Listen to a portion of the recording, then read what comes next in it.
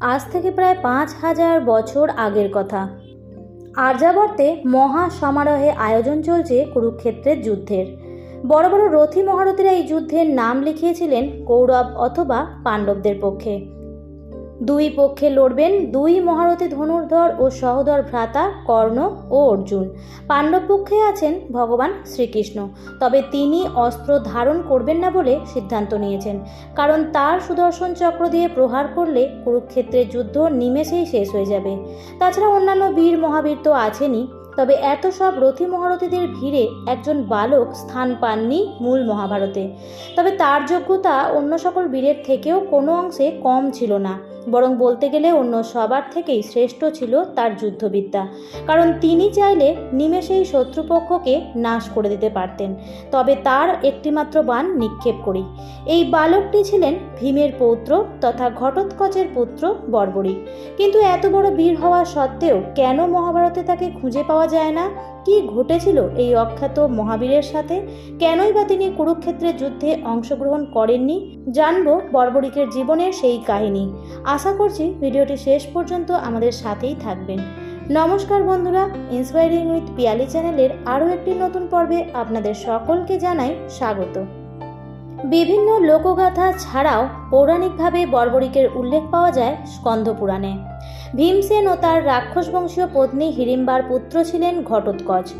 ঘটোৎকচের বিবাহ হয় মূর নামক এক দৈত্যের কন্যা কামকালিকা বা মতান্তরে মৌরবীর সাথে। এই ঘটোৎকচ ও কামকালিকার পুত্র বর্বরীক হয়ে ওঠেন অজেয় মহাবীর। দক্ষিণ ভারতে বর্বরীকের পরিচয় হলো এক সাপভ্রষ্ট যক্ষ, আবার রাজস্থানে তিনি পূজিত হন খাটুশ্যাম নামে।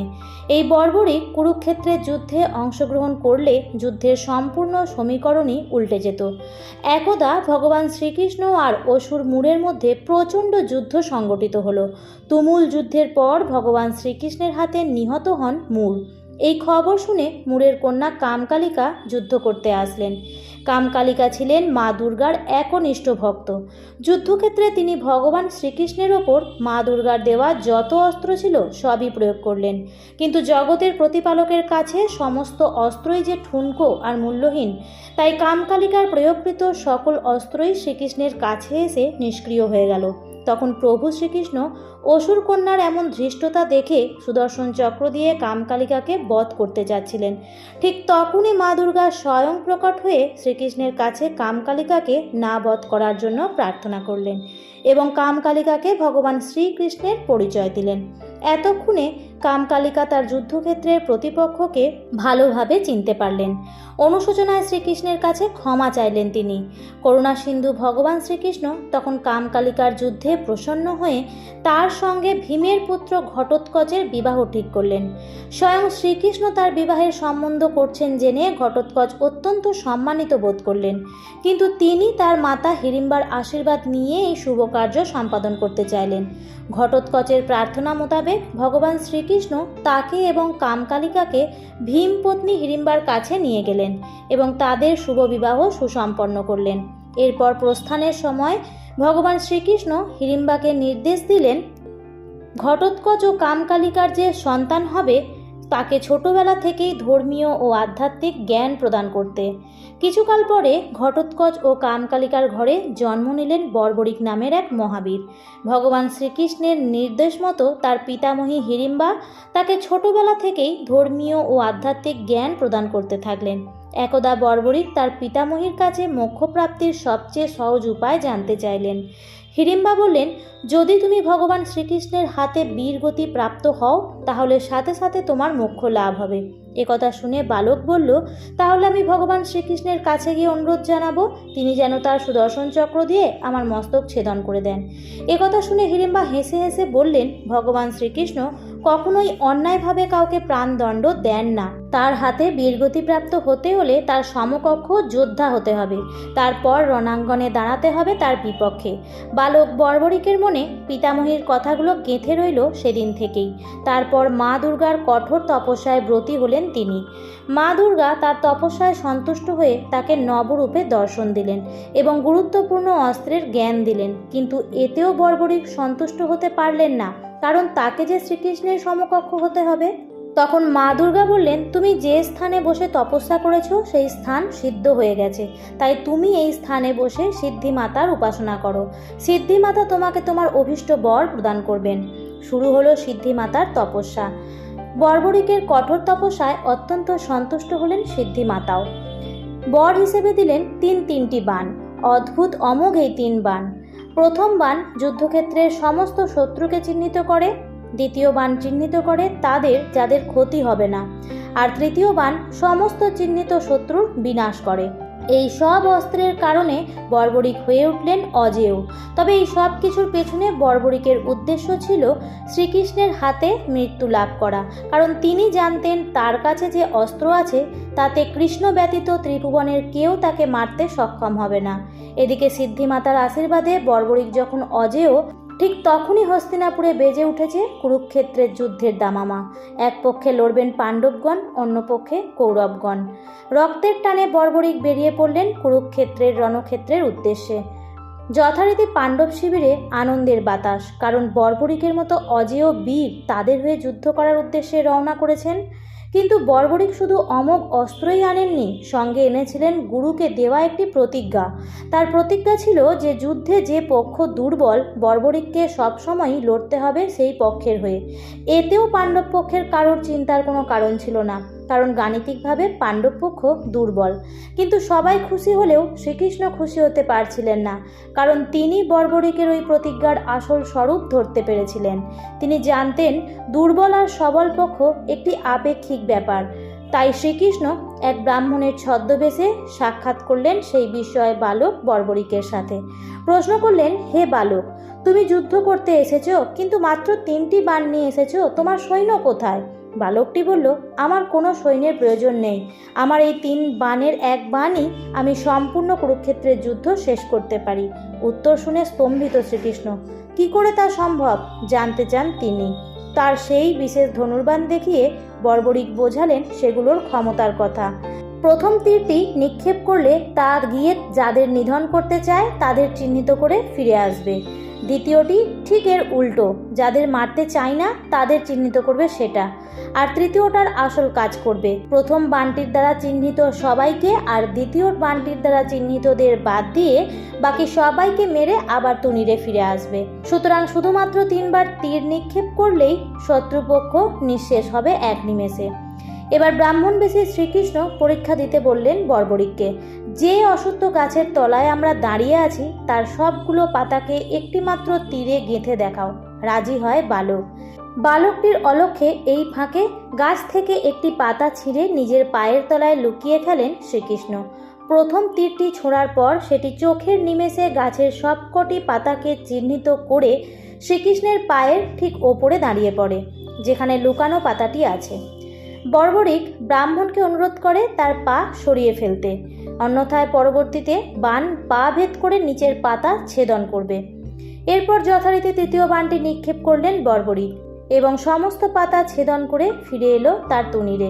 শ্রীকৃষ্ণ বুঝলেন বর্বরিকের সম্পর্কে শোনা একটি বর্ণও মিথ্যে নয়, তাই তার একটি অস্ত্রেই পাণ্ডব বা কৌরব পক্ষের তাবড় তাবড় রথী মহারথীকে বধ করতে পারে চক্ষের নিমেষে। আর সবচেয়ে যা ভয়ানক তা হলো যে লুকিয়েও কোনো নিষ্কৃতি নেই। তাই তীরগুলি নিয়তির মতো অমোঘ নিয়মে উদ্দিষ্ট ব্যক্তিকে খুঁজে বার করে বধ করবে, তা সে যেখানেই আত্মগোপন করুক না কেন। অনায়াসে কুরুক্ষেত্রের যুদ্ধের সর্বশ্রেষ্ঠ বীর হতে পারে এই বর্বরিক। স্বয়ং ভীমসেন, যার পিতামহ, সে নিঃসন্দেহে পাণ্ডবদের পক্ষে যোগ দেবে, এ কথা তো সবাই জানে। তবুও নিশ্চিত হওয়ার জন্য বালকের কাছে জানতে চান ব্রাহ্মণবেশী শ্রীকৃষ্ণ, হে বালক, যুদ্ধে কোন পক্ষে লড়াই করবে তুমি? উত্তরে বর্বরিক বললেন, আমি প্রতিজ্ঞাবদ্ধ, যে পক্ষ দুর্বল তাদের হয়েই আমি যুদ্ধ করব। উত্তর শুনে শ্রীকৃষ্ণ নিশ্চিত হলেন এই বালক পাণ্ডবদের হয়েই রণক্ষেত্রে নামবে, কারণ কৌরবদের সৈন্য সংখ্যা 11 অক্ষৌহিনী এবং তার বিপরীতে পাণ্ডবদের মাত্র 7 অক্ষৌহিনী। এবার শ্রীকৃষ্ণ আসল কথাটা বর্বরিকের সামনে আনলেন। তিনি তাকে বোঝালেন যে যুদ্ধে দুর্বল পক্ষ একটি আপেক্ষিক সত্য। ধরা যাক আজ সে পাণ্ডবদের হয়ে লড়াই শুরু করলো, কৌরবরা তো অচিরেই নিশ্চিহ্ন হয়ে যাবে, এরপর কৌরবরাই হবে দুর্বল পক্ষ। সুতরাং প্রতিজ্ঞা মতো সে তখন দল পাল্টে তাদের হয়ে যুদ্ধ করবে। এবার নির্মূল হওয়ার পালা পাণ্ডবদের, অর্থাৎ শেষ পর্যন্ত বর্বরিক নিজে ছাড়া আর কেউই বেঁচে থাকবে না। এরকম যুদ্ধ হয়ে লাভটা কি? বর্বরিক ব্যাপারটা বুঝতে পারলেন, কিন্তু ক্ষত্রিয়ের প্রতিজ্ঞা বলে কথা, উপায় তো কিছুই নেই। তবে এর কোনো সমাধান থাকলে তা ব্রাহ্মণবেশী শ্রীকৃষ্ণের কাছে জানতে চাইলেন বালক বর্বরিক। তাতে শ্রীকৃষ্ণ বললেন, এর সমাধান হলো যুদ্ধে অংশগ্রহণ না করা। অনেক ভেবেও শ্রীকৃষ্ণের প্রস্তাবে সম্মত হতে পারল না বর্বরিক, কারণ ভবিষ্যৎ প্রজন্ম এতে মনে করবে বর্বরিক কাপুরুষ ছিল, তাই যুদ্ধে যোগ না দেওয়ার কোনো প্রশ্নই ওঠে না। সমস্ত প্রয়াস ব্যর্থ হওয়ার পরে শ্রীকৃষ্ণ এবার তার মোক্ষম চালটি চাললেন। বর্বরিকের কথা শেষ না হতেই ব্রাহ্মণবেশী শ্রীকৃষ্ণ বলে উঠলেন, ভবতী ভিক্ষাং দেহি, অর্থাৎ যেহেতু তিনি দরিদ্র, ব্রাহ্মণ ভিক্ষুকের ছদ্মবেশে তার সাথে কথা বলছিলেন, তাই তিনি এবার তার ভিক্ষা চাইলেন। বালকটি বললেন, বলুন ব্রাহ্মণদেব, কি ভিক্ষা চাই আপনার? উত্তরে শ্রীকৃষ্ণ বললেন, তোমার মস্তক। বিস্মিত হলেন বর্বরিক, বুঝলেন এই ব্রাহ্মণ সাধারণ কেউ নয়। তিনি বললেন, অবশ্যই আপনি আমার মস্তক ভিক্ষা হিসেবে পাবেন, কিন্তু তার আগে আপনার আসল পরিচয় বলুন। শ্রীকৃষ্ণ এবার স্বরূপে আবির্ভূত হলেন বর্বরিকের সামনে। স্বয়ং জগৎপতিকে চোখের সামনে দেখে আনন্দের আতিশয্যে চোখ দিয়ে আনন্দাশ্রু নির্গত হতে থাকলো বর্বরিকের। তার সারা জীবনের সাধনা, যার হাতে বীরগতি প্রাপ্ত হওয়ার, আজ তিনি নিজে তার মস্তক ভিক্ষা চেয়েছেন। এর থেকে বড় প্রাপ্তি তার জীবনে আর কী বা হতে পারে? বর্বরিক বললেন, প্রভু, আপনার আদেশ শিরোধার্য, কিন্তু আমি যে নিজের চোখে কুরুক্ষেত্রের যুদ্ধ দেখব বলে অনেক আশা নিয়ে এসেছি। আপনি কি আমার মৃত্যুর পরেও আমাকে কুরুক্ষেত্রের যুদ্ধ দেখার সুযোগ করে দিতে পারবেন? ক্ষুদ্র বালকের তার প্রতি এত গভীর ভক্তি দেখে করুণার উদ্রেক হলো ভগবান শ্রীকৃষ্ণের মনে। তিনি তাকে আশীর্বাদ করে বললেন, হে বালক, তোমার শরীর থেকে মস্তক আলাদা হয়ে গেলেও তোমার মস্তক জীবিত থাকবে এবং তা স্বাভাবিকভাবেই দেখতেও শুনতেও পাবে। এছাড়াও তোমার মস্তক স্থাপন করা হবে কুরুক্ষেত্রের সবচেয়ে উঁচু স্থানে, যেখান থেকে তুমি কুরুক্ষেত্রে সংগঠিত সমস্ত ক্রিয়াকলাপ আমার দেওয়া দিব্য চক্ষু দিয়ে অবলোকন করতে পারবে এবং কর্ণ দ্বারা শ্রবণ করতেও পারবে। এবার বর্বরিক খুশি মনে তার মস্তক শ্রীকৃষ্ণের হাতে দিলেন। শ্রীকৃষ্ণও তার কথা মতো সেই মস্তক স্থাপন করলেন কুরুক্ষেত্রের সুউচ্চ স্থানে। এরপর পরবর্তী 18 দিন ধরে চলল কুরুক্ষেত্রের মহারণ। বিজয় আসলো পাণ্ডব শিবিরে এবং পরাজিত হলো কৌরবগণ। যুদ্ধাবসানের পর কে বেশি বীরত্ব দেখিয়েছে, অর্জুন নাকি ভীম? যখন এই নিয়ে সবাই তর্কে ব্যস্ত, তখন শ্রীকৃষ্ণ তাদের নিয়ে যান বর্বরিকের মাথার কাছে। তারা বর্বরিককে বললেন, যেহেতু তুমি সম্পূর্ণ যুদ্ধ দেখেছ, তুমিই বলো কে এই যুদ্ধের সর্বশ্রেষ্ঠ বীর। প্রশ্ন শুনে ঈষৎ হাসলেন বর্বরিক, বললেন, আমি শুধু শ্রীকৃষ্ণকেই দেখেছি, নিহত নিধনকারী সবাই আসলে কৃষ্ণ, সুতরাং তিনি এই যুদ্ধের শ্রেষ্ঠতম বীর। আমি দেখেছি অর্জুনের তীর বা ভীমসেনের গদা শত্রুর প্রাণ নেওয়ার আগেই কৃষ্ণের চক্র শত্রুর সংহার করে ফেলেছে। আমি দেখেছি পুরো রণক্ষেত্রে মাতা দ্রৌপদী মাতা মহাকালীর রূপ ধারণ করে শত্রুর রক্ত পান করছেন। তোমরা যে তোমাদের পরাক্রম নিয়ে এত প্রশংসা করছো, কিন্তু আমি তো একজনকেও কোনো পরাক্রম দেখাতে দেখলাম না। সুদর্শন চক্র ভীষ্মর দেহ ছিদ্র করছিল, আর অর্জুনের নিরর্থক বাণগুলো সেই ছিদ্রের ভিতর দিয়ে ঢুকছিল। এইভাবে সমগ্র গীতার সারাংশার অতি সংক্ষেপে বুঝিয়ে দেয় বর্বরিক। এই সময় শ্রীকৃষ্ণ তাকে বাধা দিয়ে বললেন, তুমি তোমার দিব্য দৃষ্টিতে যা দেখেছ, এরা চর্মচক্ষুতে তা দেখতে পারেনি, সেই কারণেই এরা নিজেদের বীরত্বের প্রতি এতটা গর্বিত। কিন্তু তারা জানে না সমস্ত কারণের আদি কারণ একমাত্র আমি। কুরুক্ষেত্র যুদ্ধ শেষ হলো আর কলিযুগের শুরু হলো। বর্বরিকের মৃতদেহ আগেই ভাসিয়ে দেওয়া হয়েছিল নদীতে, এখন তার মস্তক পুঁতে দেওয়া হয় মাটিতে। শ্রীকৃষ্ণ বর্বরিকের এই আত্মত্যাগে সন্তুষ্ট হয়ে বর দেন যে কলিযুগে আমার জায়গা নিয়ে তুমি দুষ্টের দমন করবে, আমার নামেই লোকে চিনবে তোমায়। সেই বরে ভারতের বিভিন্ন প্রান্তে খাটু শ্যামজির নামেই পূজিত হয়ে থাকেন। রাজস্থানের খাটু নামক একটি ছোট্ট গ্রামের খাটু শ্যামজি মন্দিরে একটি ছিন্ন মস্তক পূজিত হয় খাটু শ্যামজি নামে, আবার অনেকের কাছে শ্যাম বাবা নামেও পরিচিত হন। কথিত আছে যে এইখানেই বর্বরিকের প্রেথিত মস্তক খুঁজে পাওয়া যায়। আনুমানিক 1000 খ্রিস্টাব্দ নাগাদ এবং তৎকালীন রাজা রূপ সিং চৌহান স্বপ্নাদেশ পেয়ে সেই জায়গায় মন্দির প্রতিষ্ঠা করেন।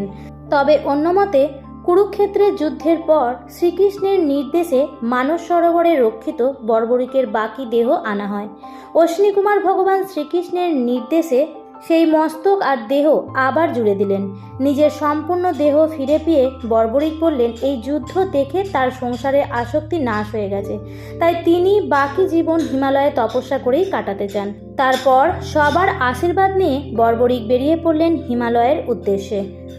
তবে তার মৃত্যু যেভাবেই হোক না কেন, শ্রীকৃষ্ণের কৃপায় তার যে মোক্ষ লাভ হয়েছিল তার বলার অপেক্ষা রাখে না। এই প্রসঙ্গে একটি কথা না বললেই নয়। আপনারা অনেকেই হয়তো জানেন না, অর্জুন ছাড়াও প্রত্যক্ষভাবে কৃষ্ণের মুখ থেকে গীতা শুনেছিলেন আরও 3 জন। প্রথমজন ছিলেন সঞ্জয়। তিনি যুদ্ধের সমস্ত ঘটনা অন্ধ্র ধৃতরাষ্ট্রের কাছে বর্ণনা করার জন্য বেদব্যাসের কাছ থেকে দিব্যদৃষ্টি লাভ করেছিলেন। দ্বিতীয়জন হলেন হনুমান, যিনি অর্জুনের রথের চূড়ায় বসেছিলেন। এবং তৃতীয় ব্যক্তি ছিলেন ঘটোৎকচের পুত্র বর্বরিক, যার কাহিনী আপনারা এতক্ষণ ধরে শ্রবণ করলেন। এবার আসি তথ্যসূত্রের প্রসঙ্গে। আপনারা জানেন বর্বরিক চরিত্রটি একলব্যের মতোই মহাভারতে উপেক্ষিত, তাই তার সম্পর্কে জানতে হলে বিভিন্ন লোককথা ও পুরাণের দ্বারস্থ হওয়া ছাড়া অন্য বিকল্প থাকে না। এই ভিডিওটি তৈরি করা হয়েছে বিভিন্ন উপকথা ও স্কন্দ পুরাণে বর্ণিত কাহিনীকে আশ্রয় করেই। যেহেতু এই ঘটনাগুলো কালাদিক্রমে মানুষের মুখে মুখে ভ্রমণ করেছে, তাই এই কাহিনীতে বিচ্যুতি বা বিকৃতি থাকা অসম্ভব নয়। দর্শক বন্ধুরা, ভিডিওটি কেমন লাগলো অবশ্যই কমেন্ট করে জানাবেন। আজকের ভিডিওটি এই পর্যন্তই। ভিডিওটি দেখার জন্য অসংখ্য ধন্যবাদ।